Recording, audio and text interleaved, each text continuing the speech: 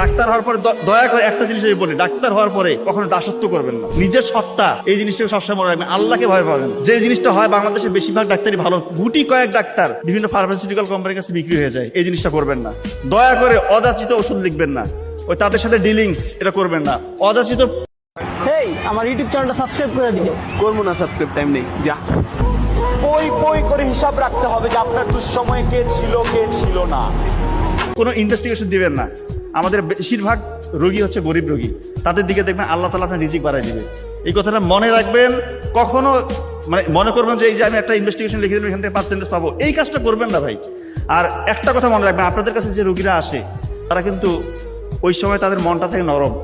যখন আমাদের কাছে রোগীরা আসে তার মন থাকে নরম, নরম মনে দাগ কাটা কিন্তু সহজ। তো আপনি অ্যাজ এ মুসলিম, আমি এই অ্যাসপেক্ট থেকে যদি চিন্তা করি, আপনি যখন ওষুধটা লিখতেছেন, সকালের ওষুধটা যদি আপনি বলে দেন যে ফজরের নামাজের পর খাবেন, দুপুরেরটা জোহরের নামাজের পর খাবেন, রাতের ওষুধটা বলে এশার নামাজের পর খাবেন, ও কিন্তু মনে করবে যে নামাজের সাথে মানে একটা সম্পর্ক, আপনার দাওয়াতি কাজও কিন্তু হয়ে গেল। চিন্তা করেন, আপনি একই জিনিস সকালের ওষুধ এসে ফজরের পর খাচ্ছে, সে মনে করবে নামাজ পড়তে হবে, নামাজের সাথে সম্পর্ক আছে, আপনার দাওয়াতি কাজও হলো, সে তার আপনার ট্রিটমেন্টও হয়ে গেল ইনশাআল্লাহ। সো এই জিনিসগুলো আপনাকে মাথায় রাখতে হবে।